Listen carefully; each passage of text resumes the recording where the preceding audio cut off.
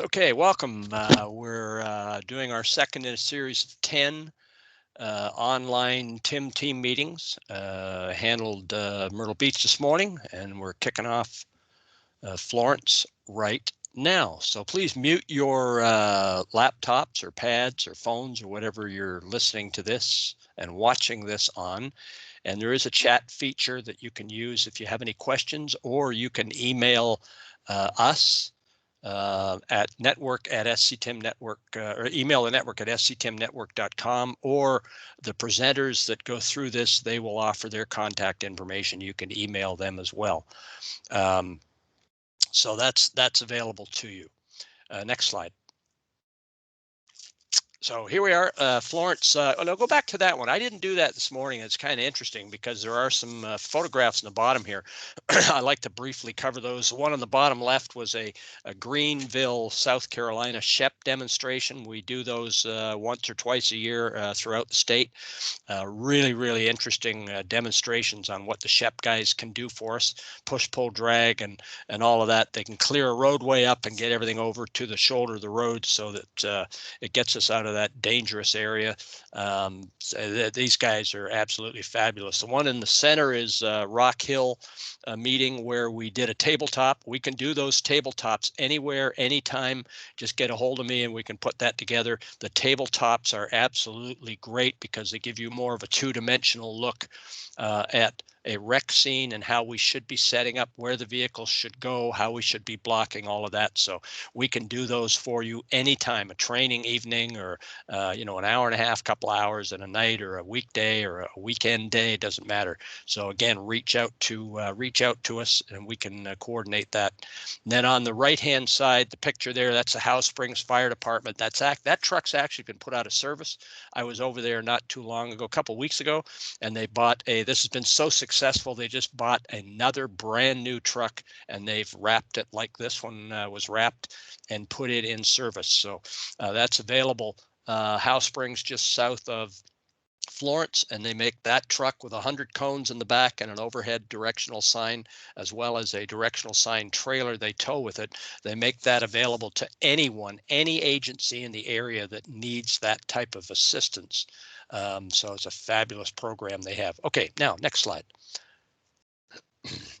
So who are we? Why are we here today? Well, we are all the disciplines that are involved in this traffic incident management process and program. And we are here to network and to share some really good information with everybody.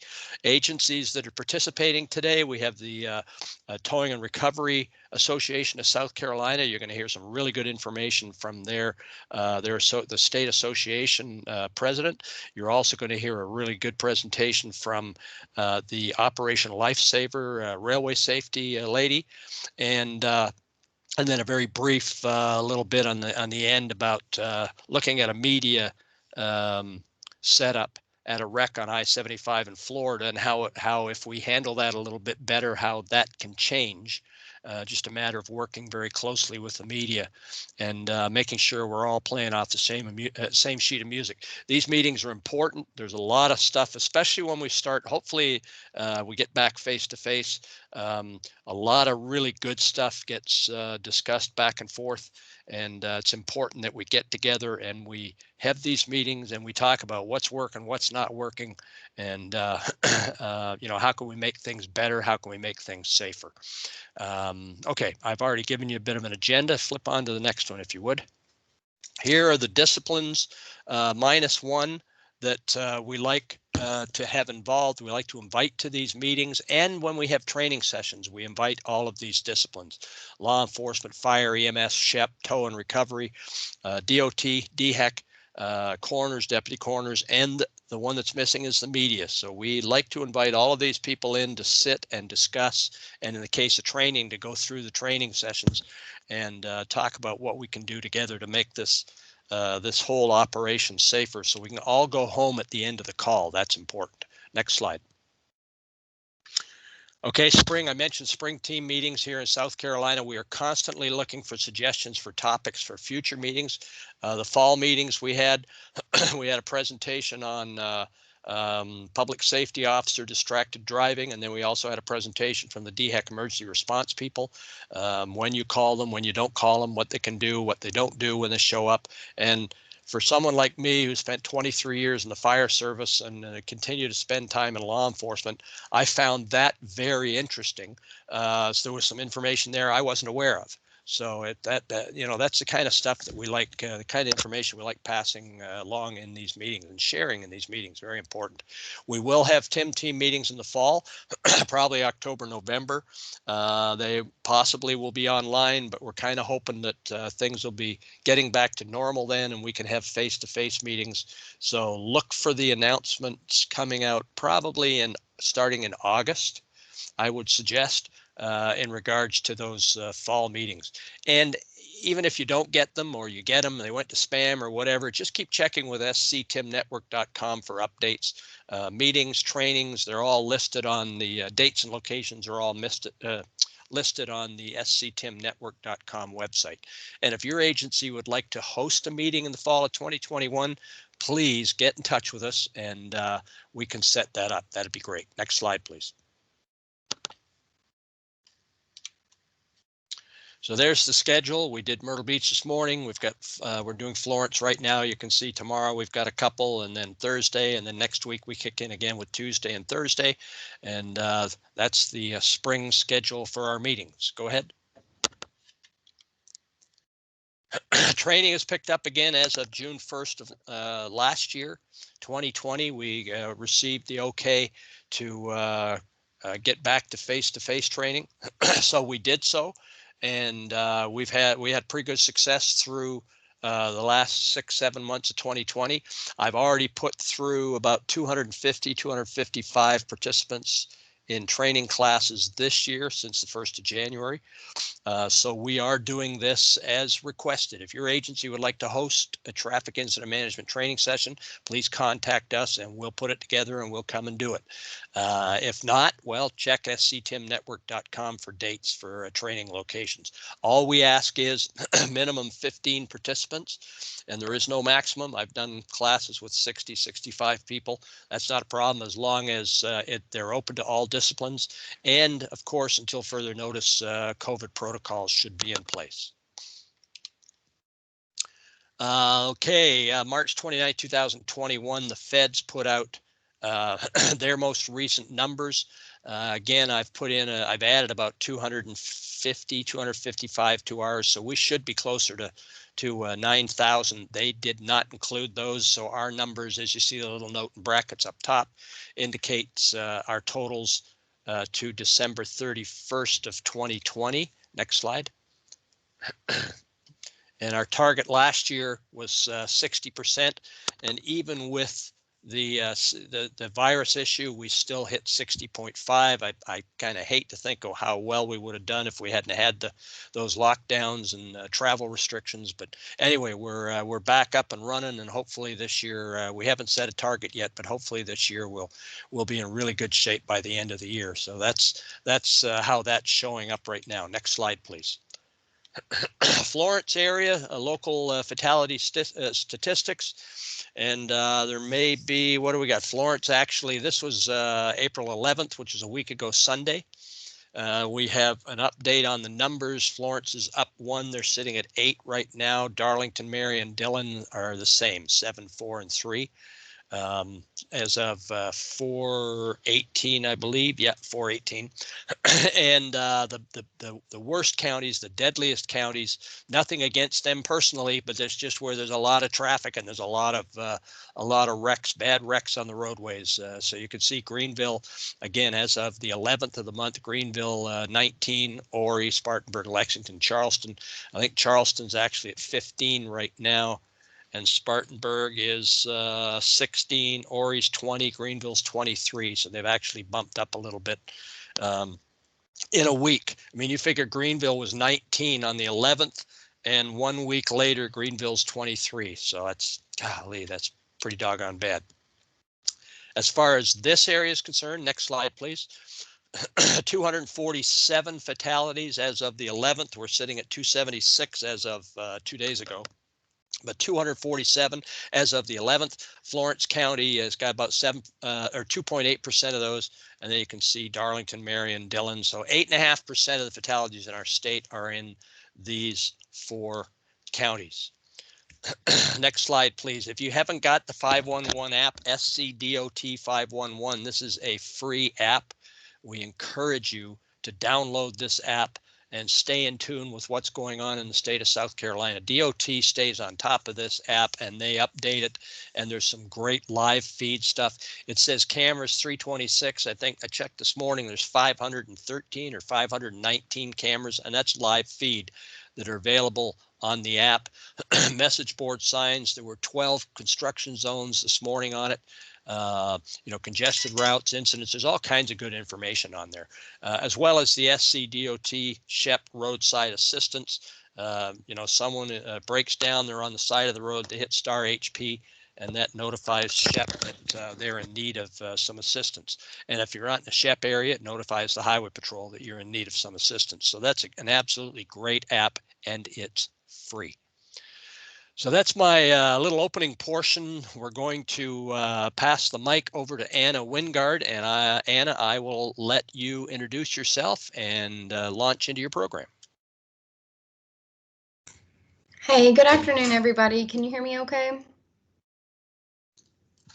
All right, I'm going to assume that is a yes.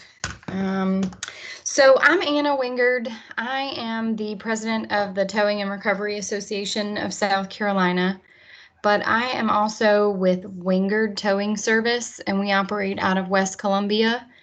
And we have been in business almost 50 years. So I mentioned that just to say that we kind of come at this with a perspective of how the towing industry has changed just even 10 years ago versus 50 years ago.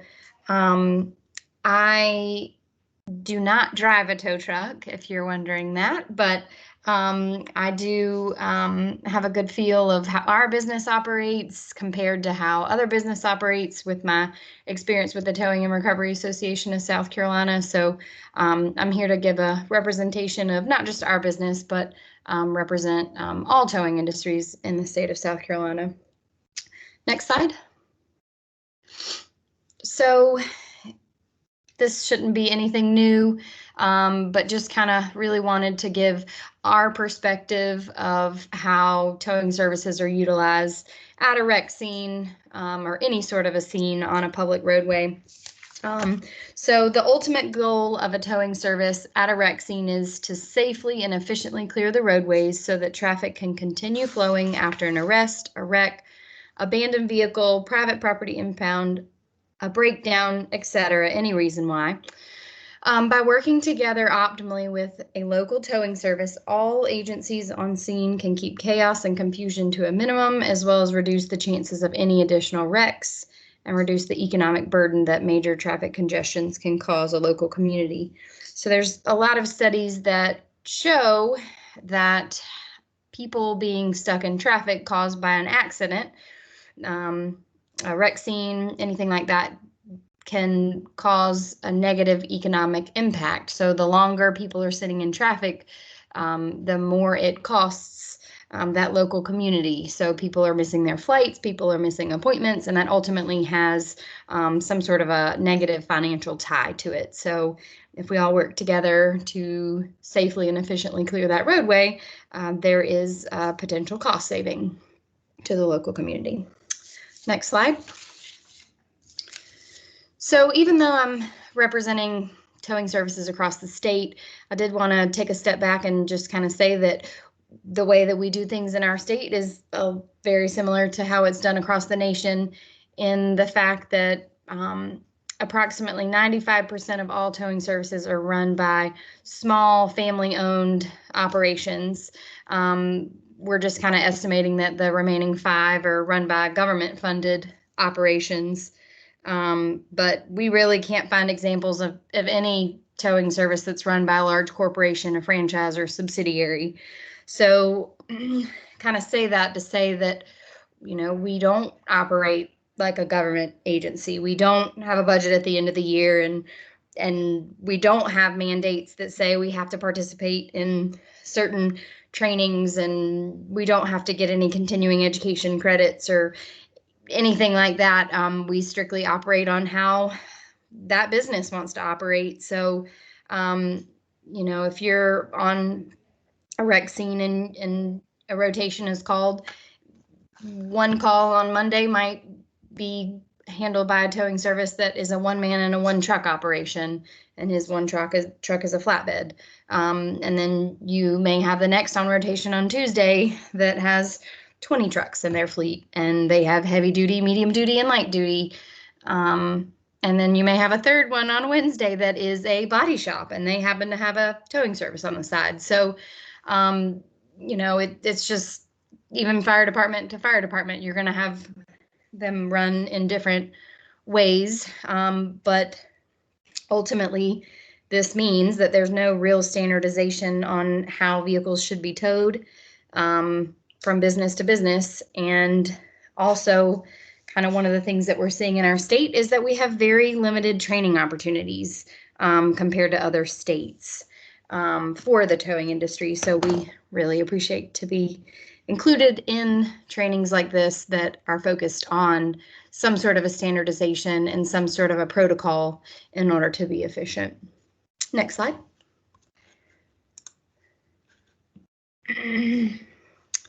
All right, so towing services and dispatch, I wanted to take a moment just to kind of hone in on how towing services rely on kind of sort of the other disciplines, but dispatch is kind of where it starts for us.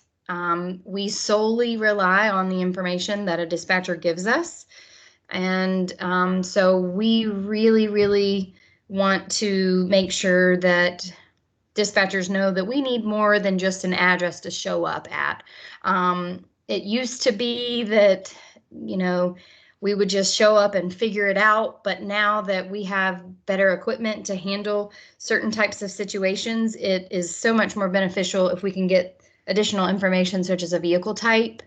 Towing a moped versus a four-door dually Dodge Ram pickup truck is going to be, to me, from our company, a different driver and a different truck than it would be, to tow a golf cart that is just in the wrong place. So other pertinent details that would be great for the dispatcher to give us is if it's off in the woods, we can send a truck with 100-foot cable instead of 50-foot cable, that sort of thing.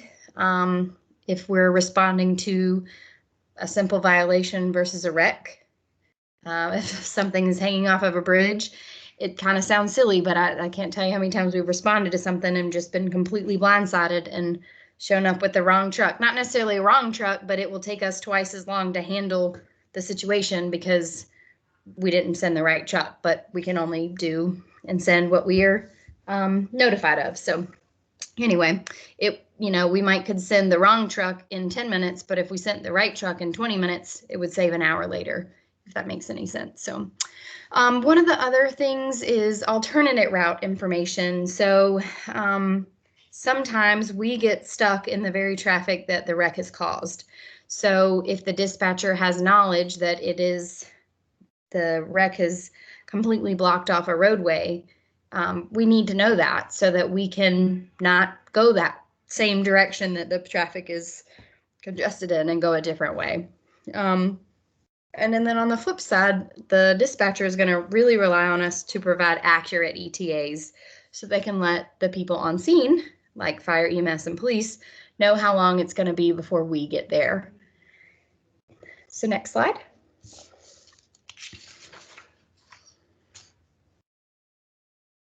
All right, so towing in the fire department. So we rely on them. The pretty obvious is using their truck to block the wreck scene has been just extremely, extremely valuable to us. And when I talk to people in the public about towing and advocacy for our industry, a lot of people say, yeah, I've started to notice that a fire truck blocks the scene and I can't see what's going on when I drive by.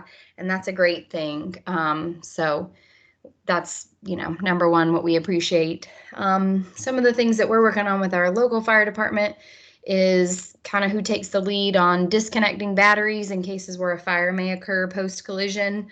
This is more important lately with electric vehicles.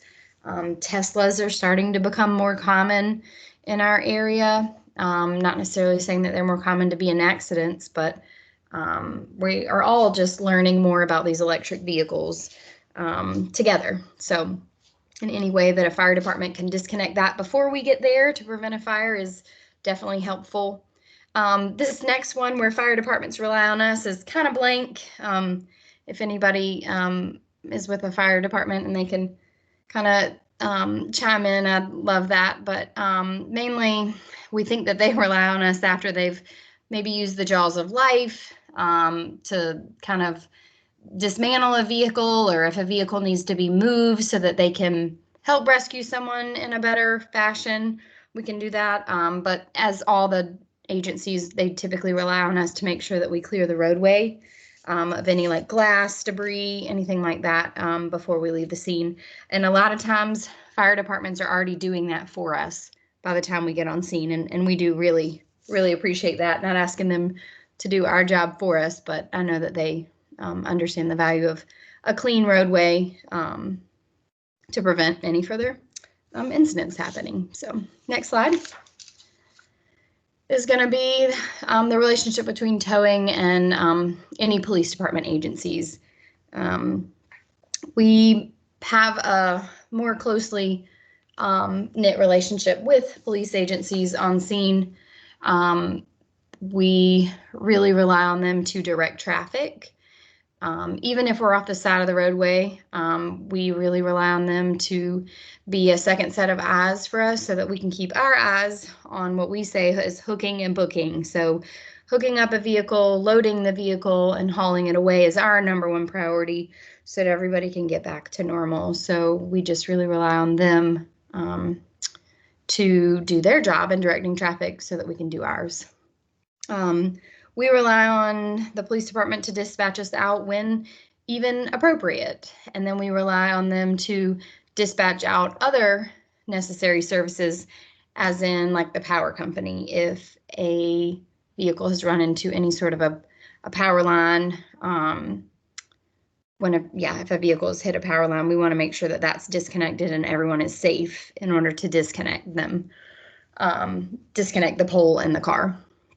Sometimes structural engineers kind of need to be involved in a case where vehicles have gone into a building or a vehicle's caused damage to a bridge, that sort of thing. So we would really want the police agency to make sure that those other services were dispatched out first before sending us out.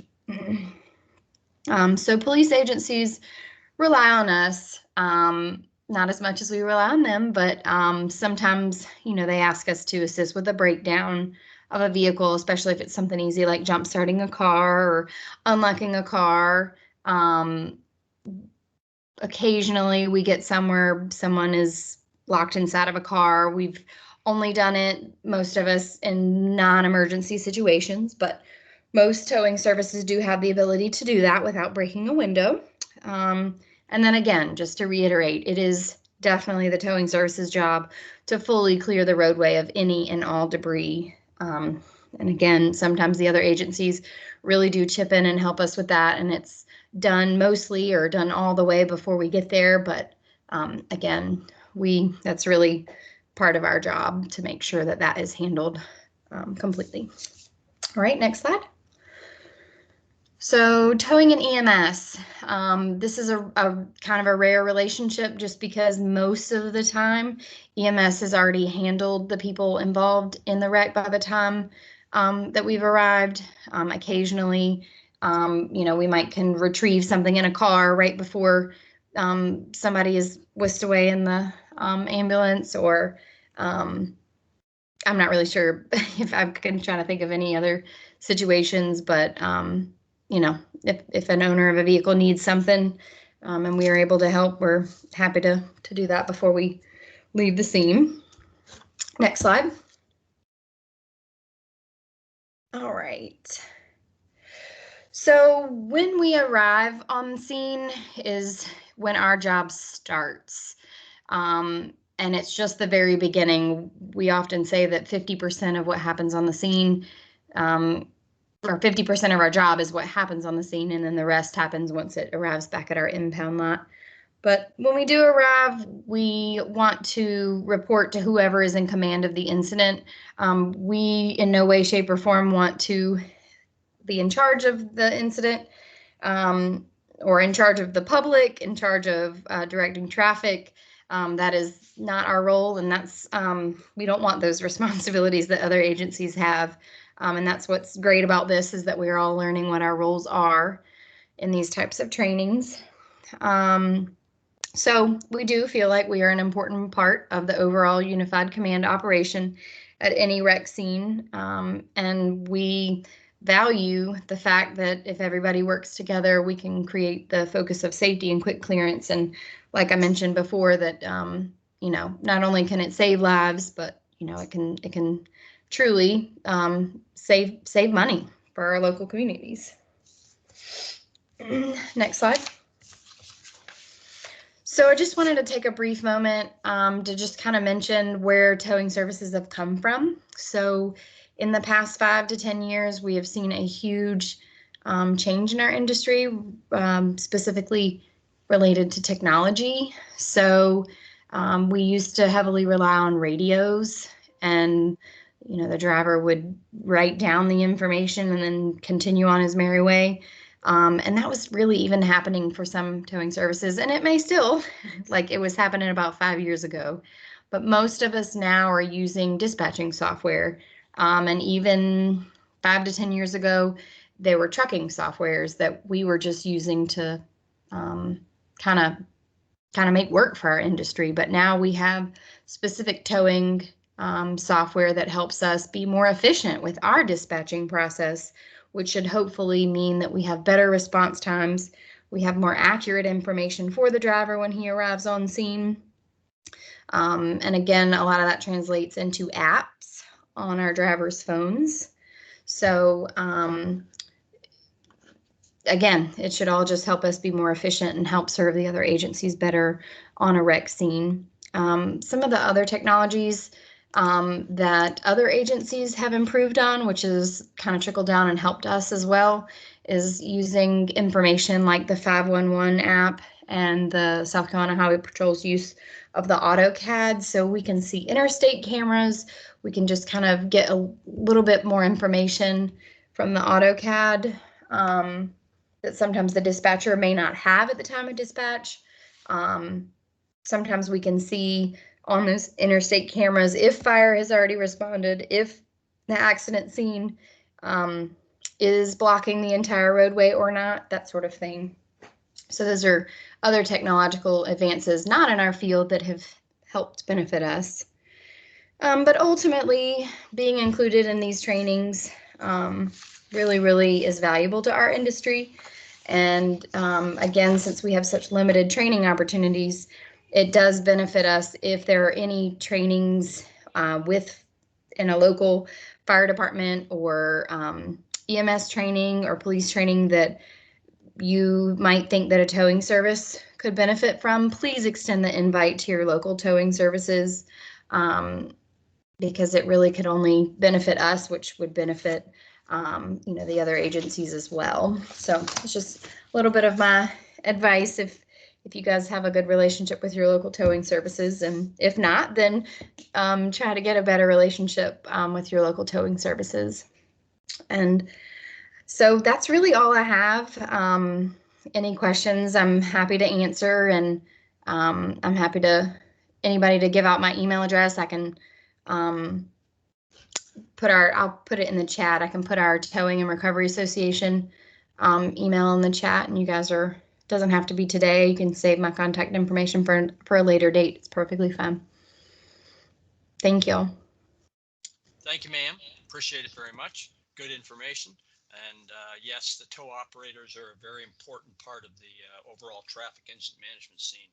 And I know the years I spent in the fire service, we were at a lot of scenes where we were helping clean up the stuff afterwards, and that's important. It's as important as anything else. So very good.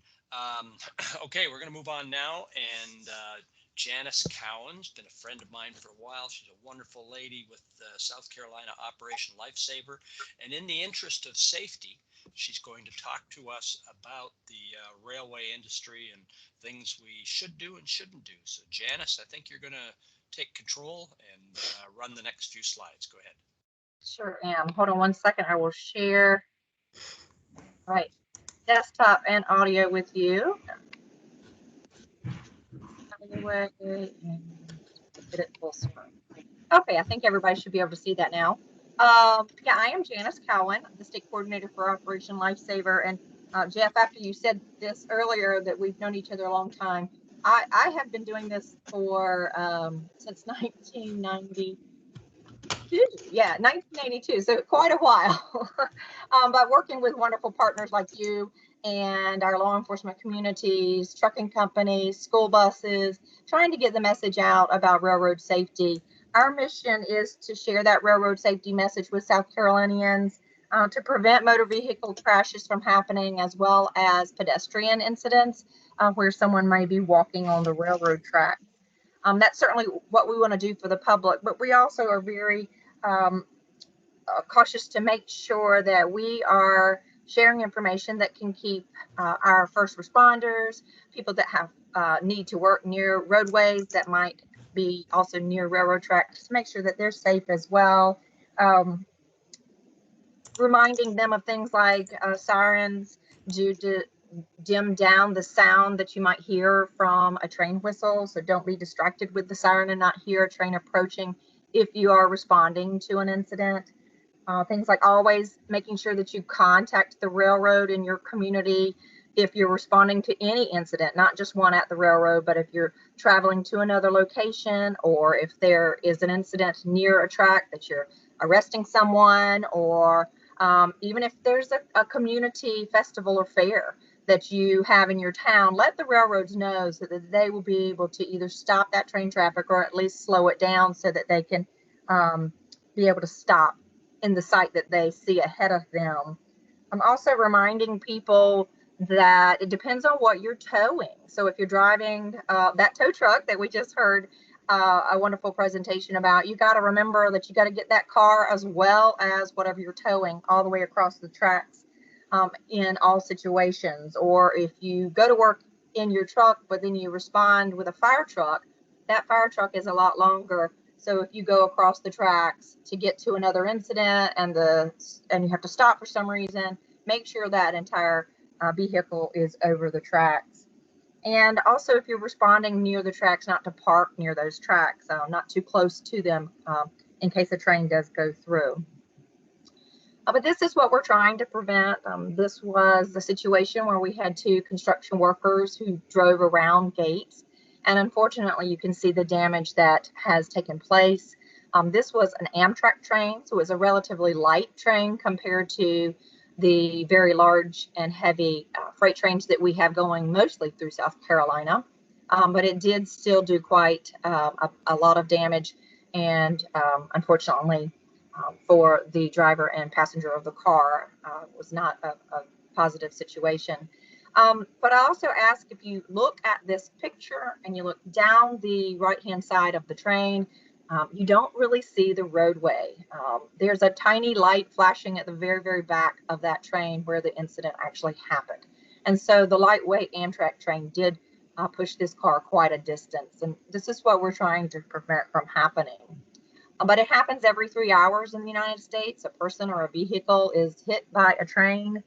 These tragic outcomes involve the human component of injuries and death.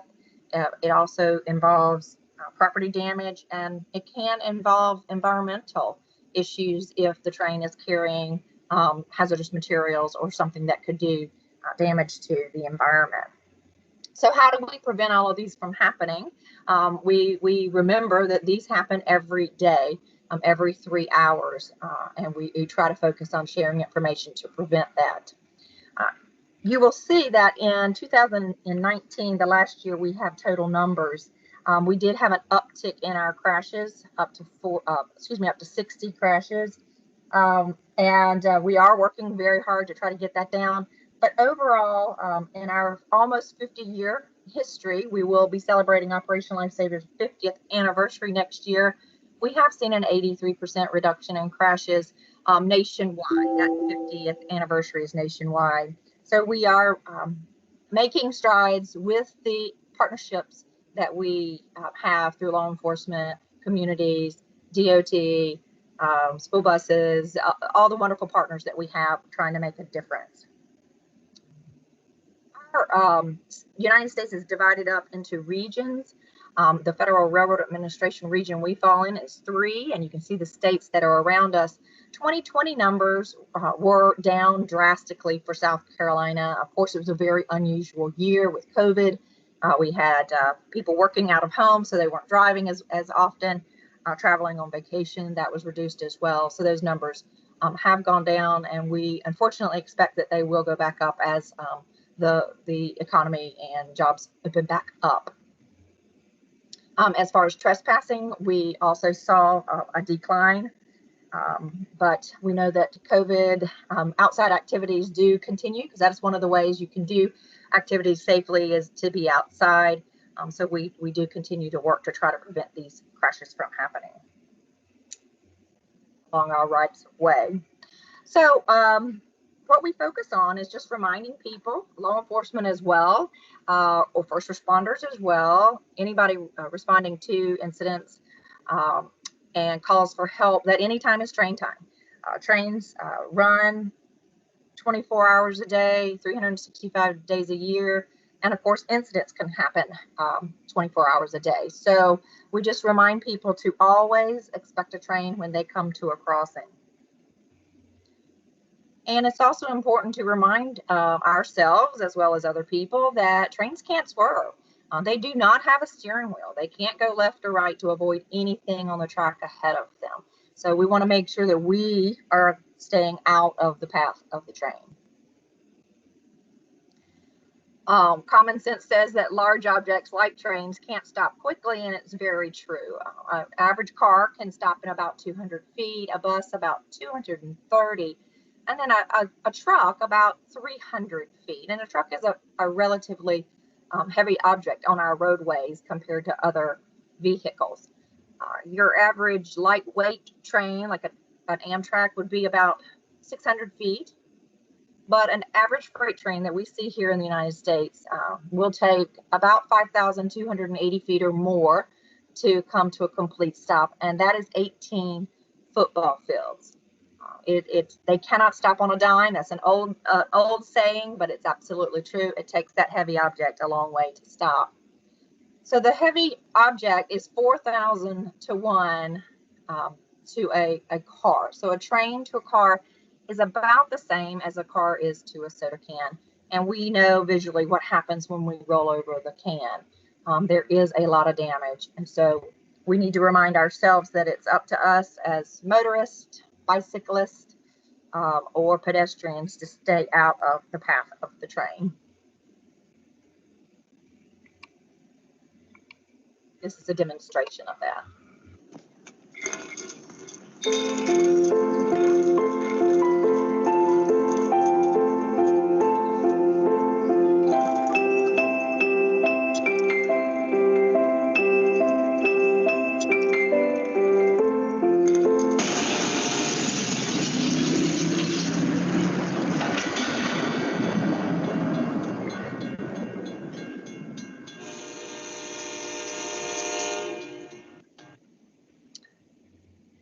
So there really is no contest when it comes to a vehicle and a train. This is another photograph of an actual crash, and you can see here that this was a tractor trailer. This was a truck. Again, a larger vehicle on the roadways, and the freight train did quite a lot of damage. And if you look down the left side of this train, you can barely make out the roadway where the incident happened. So these are heavy objects, and they do cause quite a lot of damage when involved in crashes. Initiative that we are really pushing right now is this message of what to do at the crossing, and we really can use your help with this, trying to get this out to the public. If you have an emergency where you're stuck or stalled on the tracks, We want everyone to, first of all, get out of their vehicle, despite whether you think a train is coming or not. If someone has called 911 and you arrive at the scene and they're still in their vehicle, please ask them to get out of the car, even if you don't hear a train whistle coming. Make sure that they clear out of that vehicle and that they don't try to restart it or move it in any way until you have had a chance to notify the railroad company. If you do find yourself stuck or stalled on the tracks, or you want to get out, now if that train is coming, you're going to run towards the train at a 45-degree angle away from the tracks. And the reason for that is the debris field from the train hitting your car will be in the direction the car is going. So we don't want you to get hit by parts of your own vehicle. So get out and run towards the train at that 45-degree angle. If you have a situation where you or someone is stuck or stalled on the tracks, the fastest way to alert the railroad company is to look for this blue and white sign and call the 1-800 number on it and give them the crossing ID number. Many people will also call 911, which then they would have to call the railroad company. So this blue and white sign and that 1-800 number goes directly to the railroad that operates at that crossing. So it is the fastest way to alert train traffic of an emergency in that situation. This 1-800 number with all the fives is just an example. The 1-800 number at each crossing will be particular to that crossing and will go directly to the railroad operating there. And be mindful also that that crossing ID number is like the address for that crossing. It represents that crossing and no other crossing in the United States. So letting the railroad company know that number will help them know where they need to alert train traffic that there may be an incident. Of course, if there's not a sign present, people will call 911. So we do work with dispatchers to make sure that they have numbers to get in touch with the railroad company.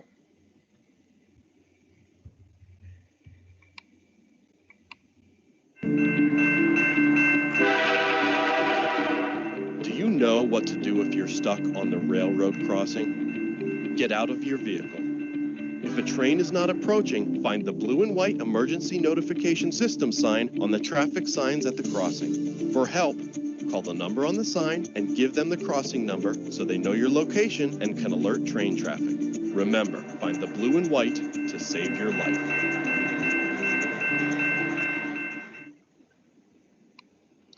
So this sign is at all crossings in the United States, and that number is manned 24 hours a day. So it's a wonderful tool that is a relatively new sign that we have at crossings.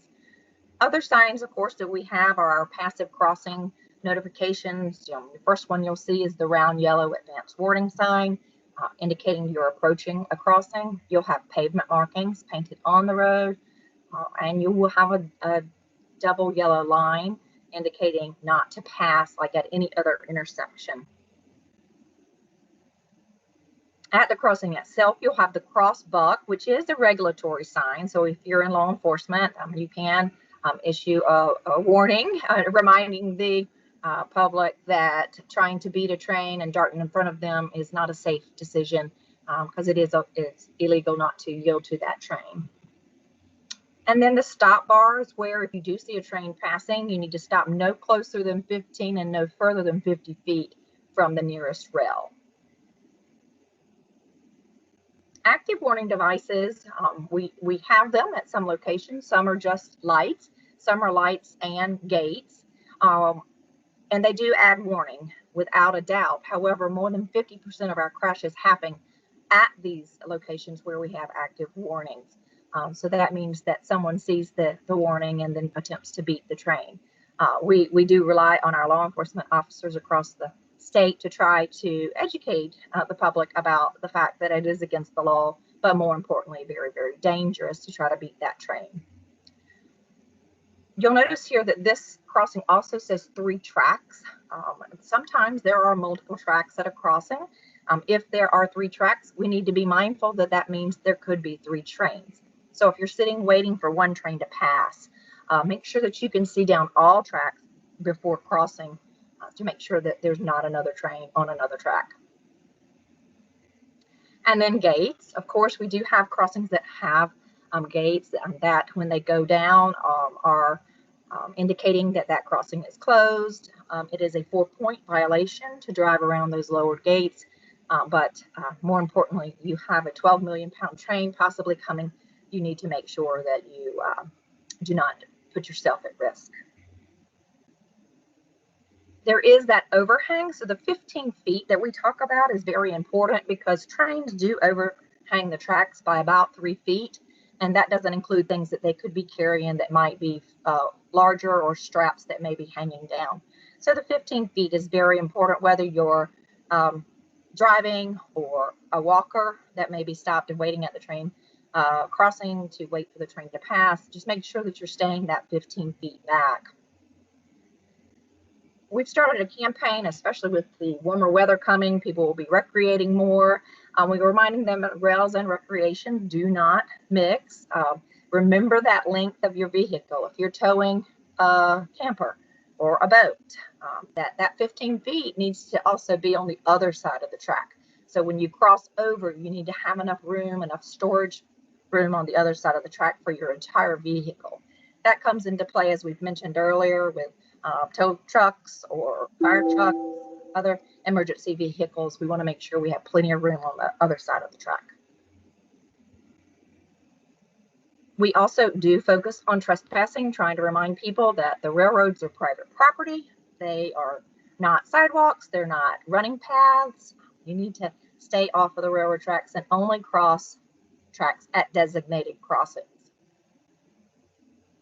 And part of our campaign that we launched, focusing on rails and recreation, is to remind people that you can't hunt from railroad tracks or fish from those locations. And again, as we mentioned earlier, machines that have loud noises or sirens like you might have in an emergency vehicle, or these motors here with the ATV machines can drown out the sound of that whistle. So you need to be very cautious when you cross the tracks if you have loud noises, and try to minimize the distractions that you have. South Carolina is a beautiful place, and we do want people to get out and recreate and have a good time, but we hope that they choose the safe path and not to go and do that on the railroad tracks. We would love to have you join our team. We have a volunteer base around the state, and they do take the message out to the community to share railroad safety with school bus drivers, kindergarten classes, driver ed classes. We have materials for all different types of groups. If you are interested in becoming a volunteer in your community, we have a volunteer application at the website you see on your screen, www.oli.org. If you click on that and go to the top, there will be a volunteer tab. You click on that, you can fill out an application, and I will get that, have that approved, and then you will have an online training followed by a 2-hour Zoom call with myself and other members to make sure you know the materials that we have available for your use. We'd love you to join the team and help us spread the railroad safety message to South Carolinians and those that are visiting our beautiful state. So thank you so much, and remember, see tracks, think train. Thanks, Janice. That's great. Good information. A couple of great presentations. We're going to move on now and give you a real brief presentation here on what we need to do to work with the media. We need to establish relationships with the media and work with these people. Again, we all need to play off the same sheet of music when it comes to the incident scenes. And we're going to see a couple of shots here of what can happen if we're not working together, if we haven't sat down and trained together. And go ahead and hit the next slide. So here we have a wreck on the southbound side of I-75 in Florida. You can see they got traffic cones out. They've got a directional arrow board up. It looks like they've got a pretty good setup. They're moving traffic's transitioning out of lane 3 and lane 2 and lane 1. What is the problem? The problem is we have an incident on the southbound side, and now we have a media truck set up on the northbound left shoulder with the crane extended and we have a traffic queue building up behind that vehicle. So we've now taken the southbound problem and we've added a northbound problem and traffic queue. So we may be tending to a bad property damage crash with no injuries. On the other side, we'll have that traffic queue and we could end up having a fatality with a secondary crash. We definitely want to avoid that. Next slide. So here's a look as far as the traffic queue standpoint. We're looking upstream. Obviously, from the incident itself, we're looking downstream because you got a little bit of traffic flowing downstream from the incident. But this traffic queue, this stuff is built up really bad. 3 lanes heading towards nothing more than a media vehicle that's on the left shoulder of the road. So the next slide will show us what happens if that media vehicle does not set up there. And go ahead. Look at how well the traffic flows on the northbound side.